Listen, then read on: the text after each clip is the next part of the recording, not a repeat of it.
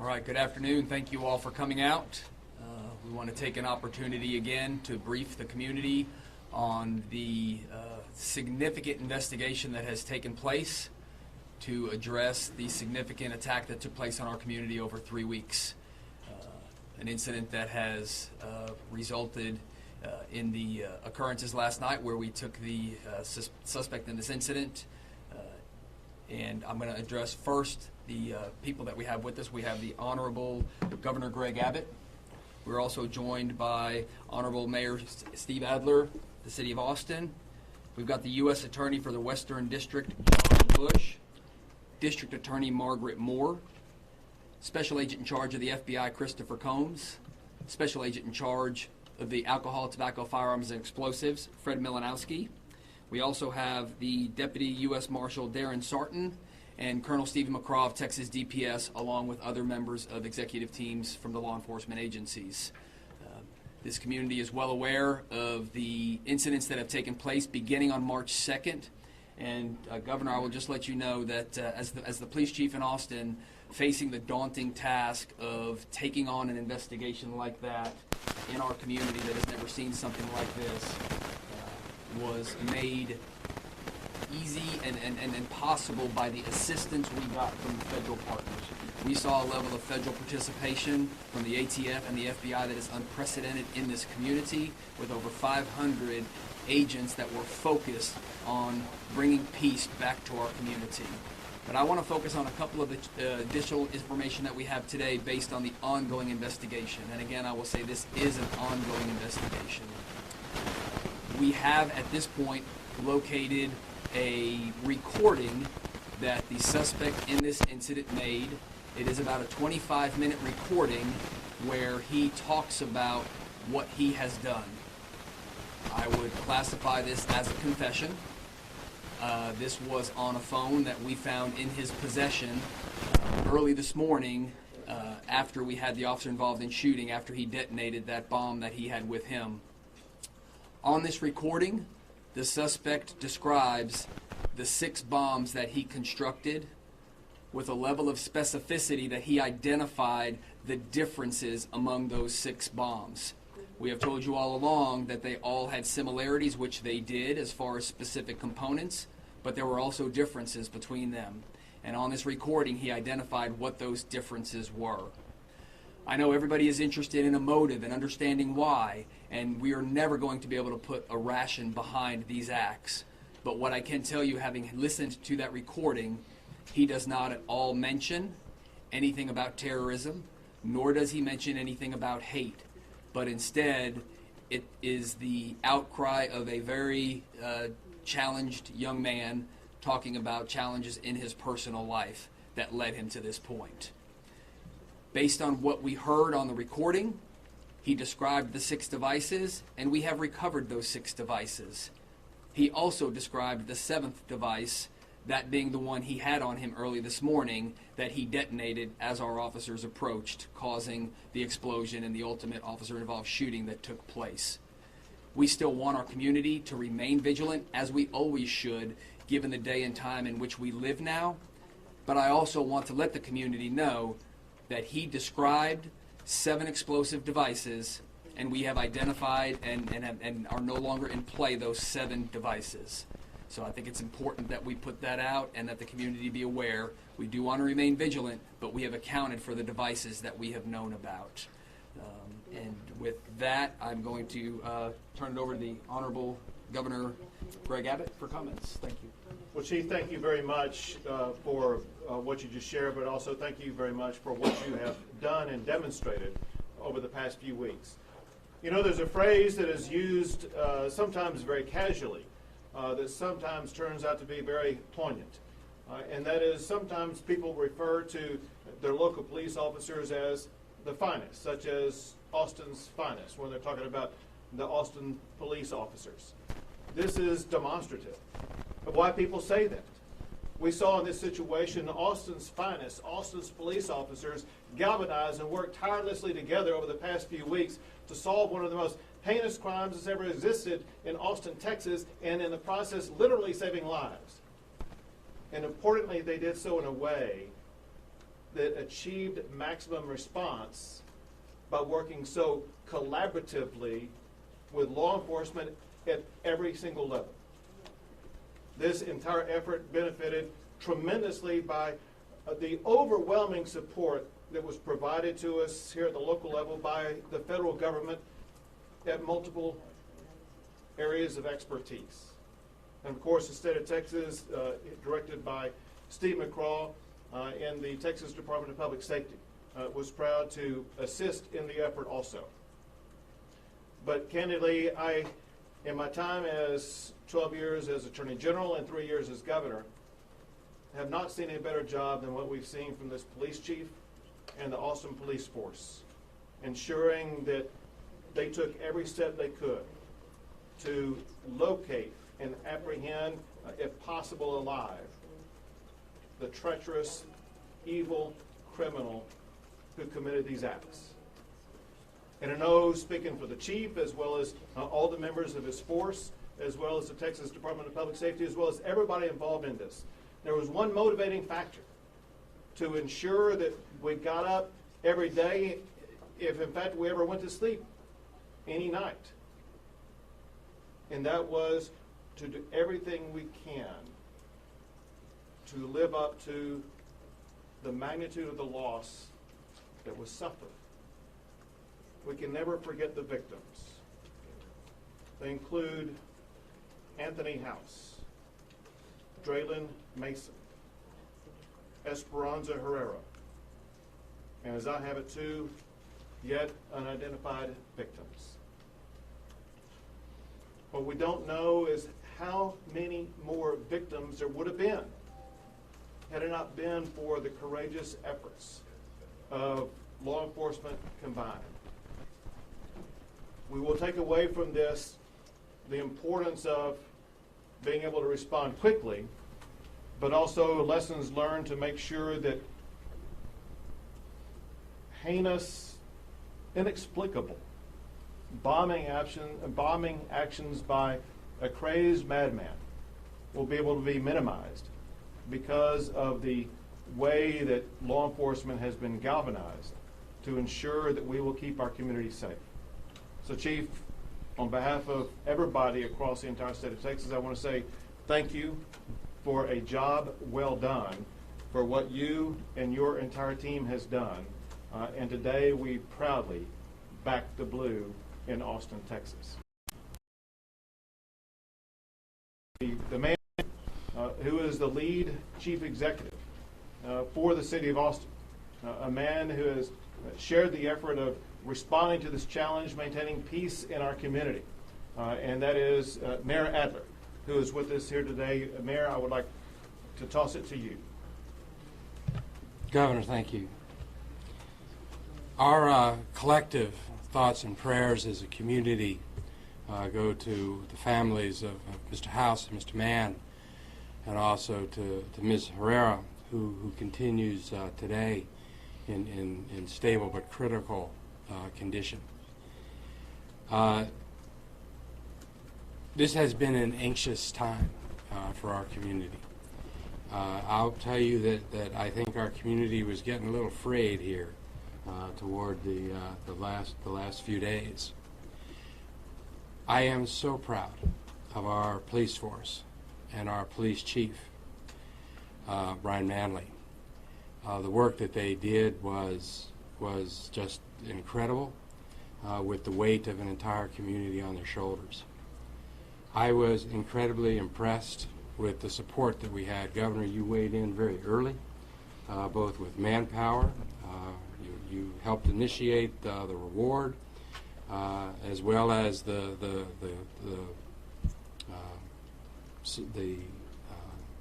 funding that you gave us for the technology. It is something real impressive to see over 500 federal agents come to our community. I was impressed with the determination and the focus of the collective force and the way that they were able to work across jurisdiction in order to be able to deliver the outcome. And quite frankly, it was only watching the collective forces working together that gave us the confidence to be able to tell our community that if we pulled together and did our part, that this was going to be solved, and it was going to be solved quickly. And to our community, I want to say thank you as well. I think that we can be proud of what we did. When you're in these kind of instances, it's easy to find yourself feeling a little bit helpless, but we were not helpless as a community. Our law enforcement professionals asked us to be their eyes and their ears, and they asked us to get each other's back, which is what we did. It is important for us to be able to see around us the things that were suspicious and to be able to identify them. And as the facts come out in the upcoming time, I think the community is going to see that people identifying things that were suspicious helped us to be able to resolve this. So I'm proud of a community that stepped forward.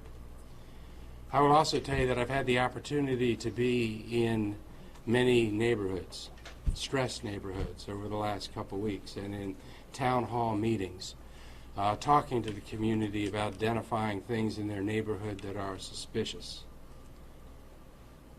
What I learned was that as a community, we do not know our neighbors the way that we should, or perhaps the way that we used to. I think it is real important as a community that we use this moment.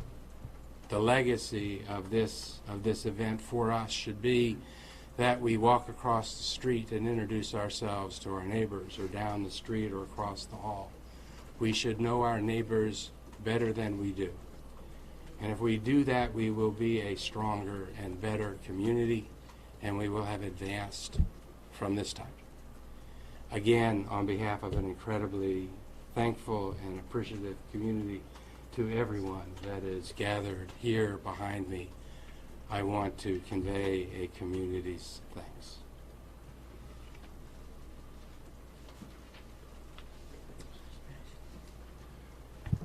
Hi, everybody. My name is John Bash. I'm the U.S. Attorney here in the Western District of Texas. I want to echo what the Governor and others said about the coordination and cooperation among law enforcement agents here. It was truly amazing to see these guys work. 500 agents coming together, bringing different skill sets to the table and working together to capture this guy and ultimately to identify and locate him. It was amazing to watch. For our part, the U.S. Attorney's Office had a team of prosecutors on this case around the clock, helping out with warrants, other forms of legal process, answering legal questions as they arose. That ultimately culminated in the filing of a complaint last night, charging the suspect with 1 count of possession of a destructive device and an accompanying arrest warrant, which allowed us to go arrest him. We got great support from D.C., from the Attorney General, the Deputy Attorney General, the FBI Director, the ATF Deputy Director. We got great support from our state elected leaders, Governor Abbott especially. We also worked hand in hand with the District Attorney's Office. District Attorney Margaret Moore and her team were phenomenal. We were side by side throughout this entire situation, and we worked great together. The only thing I want to end with is Governor mentioned the victims. Just makes me so mad to think about someone like Draylen Mason. As we've learned in the news, a prodigy, had a great life ahead of him. Someone like Anthony House, who had a little girl. And it's good that we came together to do justice for those victims. Thank you.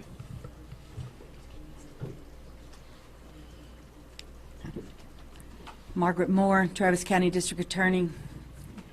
I can tell you from the DA's office standpoint that from the minute we got the call as a major crime when the first explosion went off until early this morning when the suspect was apprehended, we were engaged and knew from the second explosion that we were planning on a capital murder case seeking the death penalty.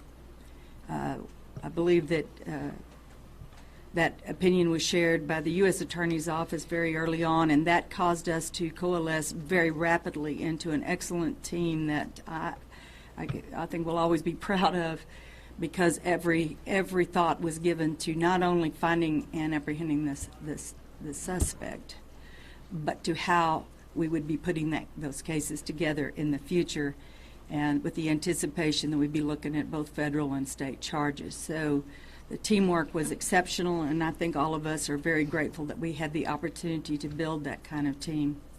I can also tell you from being in the midst of it, John and I were up there many, many hours ourselves along with our assistants, that the level of expertise, talent, and commitment just simply can't be described. Nothing was left unattended to. Leads were followed. Documentation was made. People worked tirelessly. Everybody had a passion and a commitment that has borne fruit in a way that we could only have hoped would come about. I can also tell you that your police chief made decisions in my presence that were tough to make, but he made them well, and I believe he saved lives with the decisions he made, because we had a man committed to further crimes and intentions to kill. So this is can never be called a happy ending, but it's a damn good one for the people of this community and people state of Texas, and I appreciate the opportunity to work with these amazingly fine individuals and all of the folks who work for them. The deaths that occurred here were random and meaningless and absolutely something that we can't ever get our heads around. But we reacted in a way that I would hope every citizen would want us to react, and I'm proud to be here today to say we got it done. Good afternoon. I'm Christopher Combs. I'm the FBI Special Agent in charge. It's this partnership that brought this to conclusion. This was a very difficult case. And it was only through the work of the Austin Police Department working with us, with Texas DPS, with the Texas Rangers, the FBI, ATF, the Marshals, the Postal Service, that we were able to do this. This is what we do here. The partnerships are strong. We work very well together, and it's through that partnership that we were able to find this guy. If we had not found this man, I think we all believe very certainly that there would have been more devices and more innocent civilians would have been hurt and would have been killed. I think the people of Austin should be very, very proud of Chief Manley and the Austin Police Department. The people of Texas should be very proud of DPS and the Texas Rangers. And the people of this country should be very thankful to law enforcement in general. I think the narrative should be what you saw here. You had law enforcement people running towards explosions to help people. I've seen the video of what happened last night. You literally had Austin police officers running towards a vehicle that had an explosive device in it. That detonated. That is unbelievable courage. Those are heroes. And I think that's what we have to put out. The men and women of law enforcement do this every day. Maybe not to this level, certainly not on this stage with the media, but I would stress to everybody, this is what we do every day in law enforcement. And I think that's what the narrative should be. And for me personally, I'm very proud today that I have the honor of holding a badge and working with these fine men and women behind me. We will be here until this is over.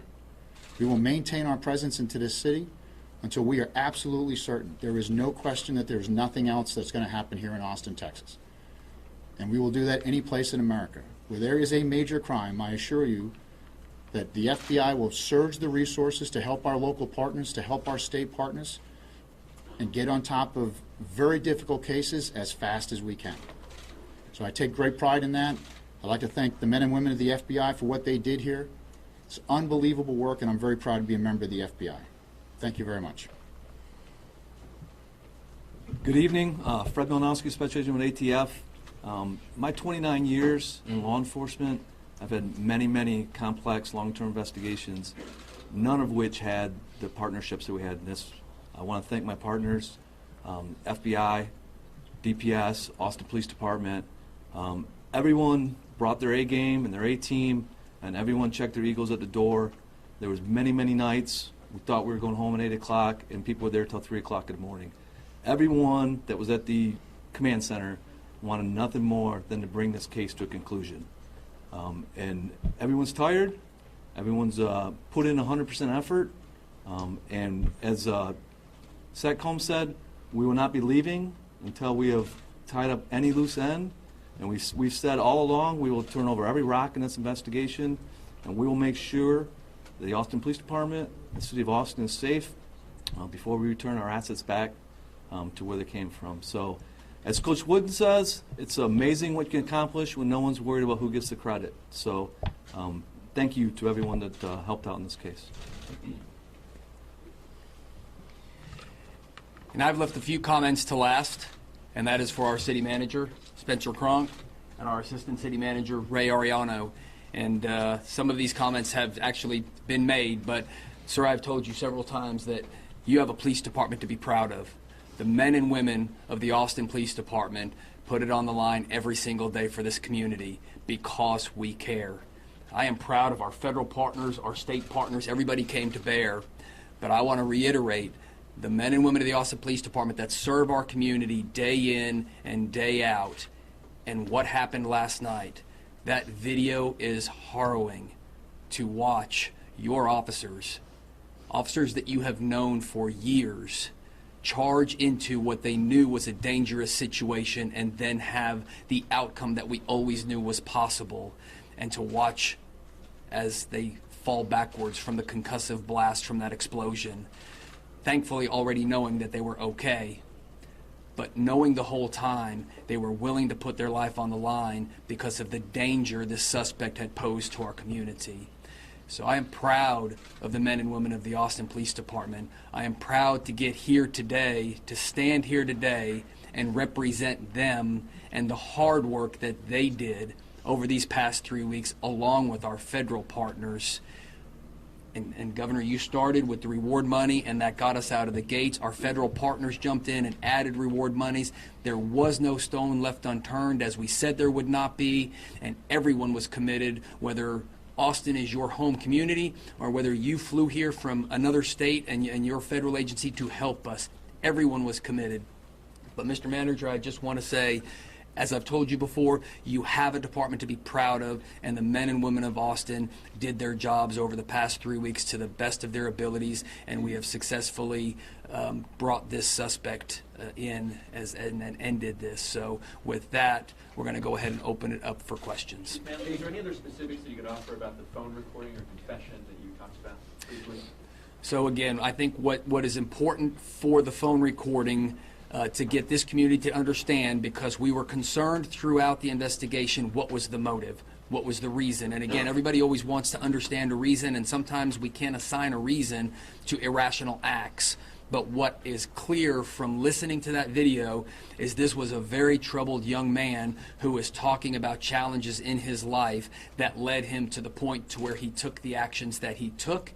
And there were also indications of actions he was willing to take in the future. I'm not going to go into the specifics because, again, this is an ongoing investigation, but it was important for this community to understand that his comments were not at all reflective of either a hate-based or terrorism-based approach to what he did, and also based on what he specifically described as the bombs that he had constructed, we can account for each and every one of them. And he did individually identify them, and we have accounted for all of them. Can you explain a lot of the targets for Kelly Kilmore? Can you talk about that? There are unverified reports right now that the unexploded device was addressed to a Kelly Kilmore. Can you talk about that or confirm that?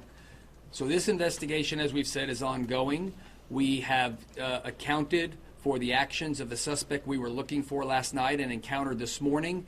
But given that we are still conducting interviews and still ensuring that we have wrapped up all the pieces, we're not going to give out specifics such as names like that.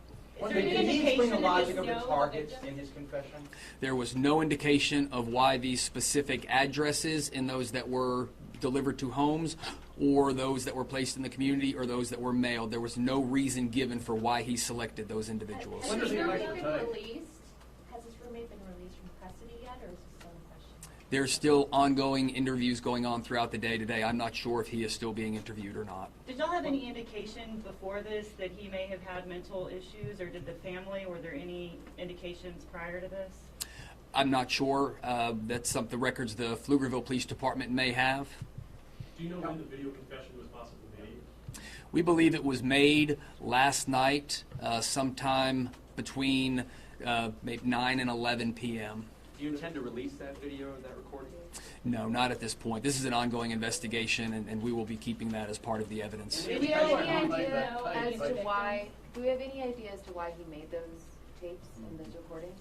No, we do not. It was just, again, it was, as I classified, it was a confession because he was, and I even called it as such, that he was admitting to what he had done. What was he addressing? Was he addressing police? Closing in on him. I'm sorry, sir? Any indication that he made that because he knew that y'all were closing in on him? Yes, there were indications that he stated in the video that he felt like we were getting very close to him. Speaking about the heroic work you talked about with the officers, could you describe a little bit more in detail, just to take us through so our audience can get a sense of what they actually encountered on the scene last night as the suspect was trying to escape and you had to engage and render him dead? So our goal throughout this was to put a stop to the violence to our community, but we were looking for a peaceful resolution last night. We had identified this individual as our suspect, and when we were able to locate him again up in that Round Rock area, in that parking lot of that hotel, we brought in many resources who all stayed at a distance so he would not recognize that we were there while we waited for the arrival of our tactical teams and the equipment that provides ballistic protection, because we wanted to have the best outcome, but we also wanted to have the most safe environment for our officers to work within. While we were waiting for all of those assets to arrive, the suspect drove out of the parking lot. As he drove southbound on the frontage road, we had several officers following him in unmarked vehicles and different type vehicles, not knowing where he was going to go or what might be next or whether he was armed. There was a decision made to put the stop in that frontage road before he got on I-35 and potentially went anywhere else. So our tactical team employed a tactic to stop the vehicle, and when we got that vehicle stopped, many members of the Austin Police Department approached his vehicle, and as they got to the window and began to bang on the window, what you can see on the video is a tremendous explosion that takes place, and you see our officers fall backwards from the blast, and then ultimately it ended in the officer-involved shooting. So as I described, we had officers knowing they had just stopped someone who has been involved in placing bombs around our community for 3 weeks, knowing the dangers involved in that, but they ran towards that and they put an end to it. One more question. Was he killed by the shooting or by the bomb? That will be a determination for the medical examiner to make. However, I will say the injuries that he sustained from the explosion were significant. Thank you. Is it no longer a hate crime? People who are still afraid that there are other bombs out there? How can you be sure?